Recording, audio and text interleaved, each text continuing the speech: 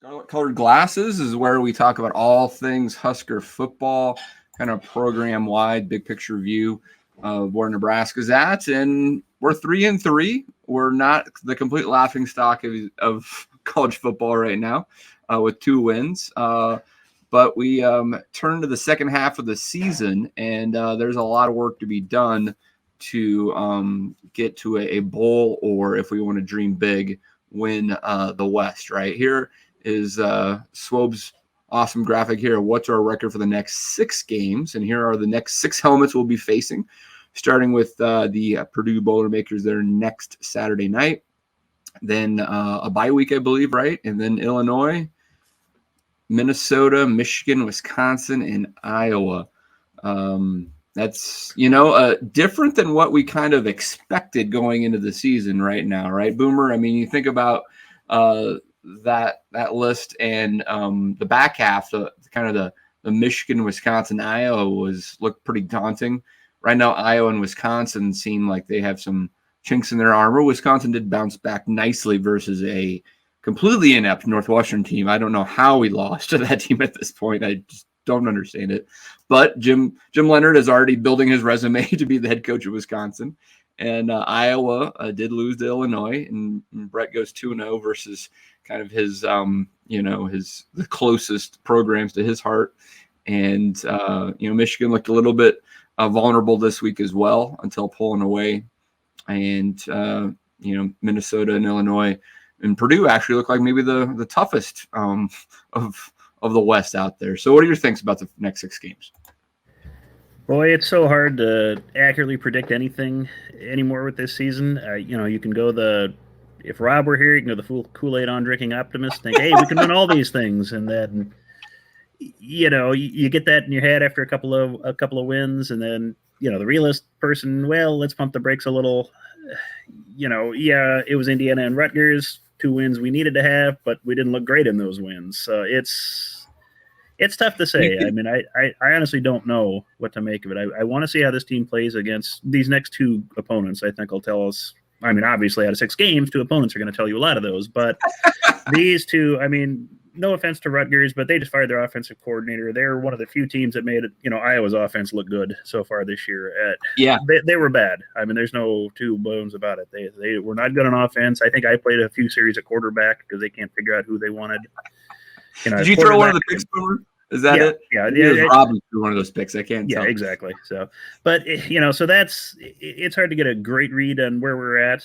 As a program, it looks like we've taken some steps, but again, how well are we going to match up against the more competent teams in the conference, which this last 6 should be?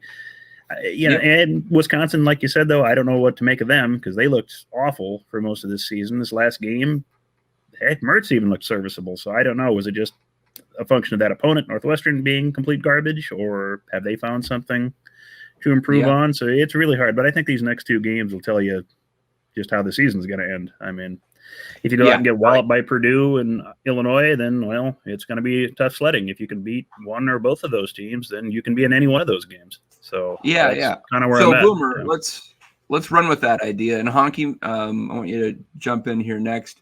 So we've got those 6 games left, and we are 2-1 in first place. I keep on saying it as often as I can, because when else are we going to get to say we're in first place? I don't know. Maybe the rest. Never been able to say it, Dave. Oh my goodness! No wonder I want to say it all the time. It just sounds so nice. We're 2-1, first place in the West. No big deal. But how do we stay in first place, right? I mean, I don't know how the math shakes out here, Boomer, but realistically, let's say. If we're just being pragmatic, that we're going to lose to Michigan, right? So another non-division loss, but that's one of those things where if you keep on winning the West games, you could potentially be in line to be in that first place conversation because you start winning a lot of tiebreakers, right? Do you think that we need to go?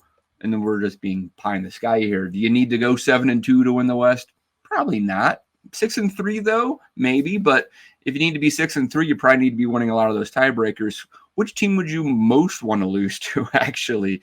Or can you get to 5-4 and have some crazy tiebreakers that get you in and win the West? Well, there might be. I mean, who knows? To your point, we're 2-0 in the East so far, And that's been very helpful to us. I mean, I was rooting for Maryland like crazy last week against Purdue. Sure. Yeah. And here's Iowa sitting at 1-2 and struggling, and they get a bye week and they have to go to Columbus in 2 weeks. So, it's worked out in our favor to play the East that we've played up to this point, Indiana and Rutgers. That helped us get a little bit of momentum going. But I think it's interesting when we looked at the schedule before the season started, there was a couple of narratives going on. Number one was we've got to have success in October. I mean, darn near, you got to go 4-0. You got to get through those 4 teams because what a gauntlet at the end. And as of right now, and it's very early, but Nebraska, Illinois, Purdue are all on top of the West. October almost looks on paper right now to be tougher than November, minus the Michigan game. I think everything here, we have to take Michigan out of those 6, put them, kind of compartmentalize them into their own different category. They are a different beast than the other 5. If I'm thinking realistically and pragmatically and all that, I see 5 games that I think we can win. Any one of those 5, minus let's keep Michigan away. Those other 5, we can win them all. We can lose them all. That's where I kind of see it. And I see this game this weekend is huge. I mean, it's big for momentum. We are clearly an underdog, but who cares? I mean, we're a double-digit underdog. Cool. We were a double-digit favorite for the first 3 games, and we lost 2 of them. So I don't care about that right now. Keep getting better, keep playing better, and keep stacking wins. Purdue, this would be a huge victory. You get this win, and then you get a bye week to heal up for Illinois coming to town. And, man, this could be a really memorable October. And all we said coming into the season for Frost, now as it turns out, he's not here to enjoy this, but for Frost, we were like, what was a non-negotiable is we had to be competing for the West heading into November. After that Oklahoma game, we thought there was no chance in hell that was ever going to happen. All of a sudden right now, there feels like there's a realistic chance that we could be heading into November competing for the West. Yeah, absolutely. I mean, it all starts this week though, right, Boomer? I mean, like to Hockey's point, we're a 13, earlier today, 14-point underdog. We haven't won one of those games in 20-some years, I think, or some crazy stat like that. I can't remember when it was like a bowl game back in the early 2000s, maybe against Michigan, where we were a double-digit dog and actually won. And I'd imagine, I mean, just looking at these helmets, how many of these games are we the underdog in? Yeah, boy. Well, I'd say probably at least 4, if not 5, maybe. I would just, if you were putting them right now. That's the thing. Probably, definitely Purdue, Minnesota, Michigan, maybe even Illinois, depending on how Illinois looks this week. I don't know, but that's exactly Wisconsin right. And Iowa are going to be coin tosses, but Iowa. This is just for spread purposes. Those would be my guesses there. I don't think we'd be favorites in most of those, but. The sports books in Vegas, the sports books in Vegas use something similar to a power index to make their spreads, and they tweak as necessary. But the ESPN Football Power Index, Honky put this together from a tweet. Currently projected to land at 4-8, and only has about a 9% chance to get to 6 wins because you're saying there's a chance. Yeah, that's right. We're likely an underdog on most of these next 6 games. Now, I would say that there's 2 or 3 of them that close to pick 'em, right? I could see that where if Minnesota and Iowa maybe struggle down the stretch, same thing with Wisconsin. Any of the home games, I think in particular, so that would be Wisconsin, for example. Minnesota, is that right, Honk? Yeah, and Illinois. Illinois. Home game. Yeah, and Illinois. Those 3 at the home games probably are where you could potentially pull off some upsets, just from a statistical standpoint, where we would be slated. And I think another thing you brought up, why like Purdue this week is so critical, just based on how can you get to win the West, regardless of how game shakeout is. They're pretty well done with their crossovers. The only crossover East team they have left is Indiana at the end of the year. So they lost to Penn State early, and that's their conference loss, and they could have won that. And then they just got away with Maryland. They don't have anybody tough remaining on their schedule outside of the West. So.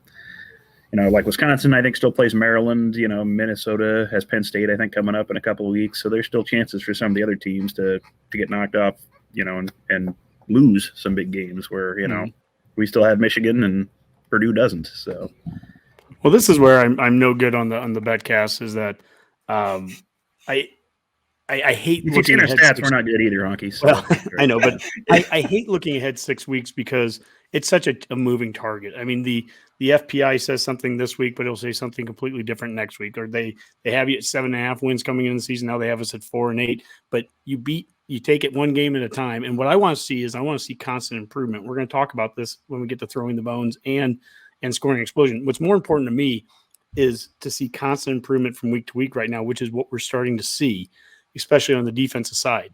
This week, you go out and we beat. This is a one week season right now. You got to beat Purdue. You beat Purdue, and we come back and we revisit that same graphic, and we even revisit that FPI, and it totally changes. Right now, Sure. yeah, all we have to do is go to West Lafayette and beat Purdue. Right? I mean, you know, easier said than No done. big deal. But that's what we have. You know, what we'll talk about in the offense and defensive breakdown are the things that I think that we need to do to be able to beat Purdue, and I think we're more than capable of doing that. But I'm ecstatic, to be 100% honest with you. I'm ecstatic with where we're at right now, considering where we were 4 weeks ago. The difference in play, in speed of play, in just the competency out there. I mean, we look like we know what we're doing, and I don't want to hear about who the opponent was because we played really bad against some bad opponents already earlier this year. And yes, that is true. There's been a marked difference in level of play by us. And now it's actually I'm really looking forward to Purdue because it's going to be a huge challenge. And I think we're starting to play well enough to where, you know, it's time to go and take on a team like the Boilermakers and let's see what happens. Yeah, absolutely. What was the Husker Hex where the Northwestern Oklahoma and Georgia Southern are combined 1-11 after playing us? That's quite the stat there. There's no doubt. Yeah, Georgia Southern's the only one to have a win since beating us.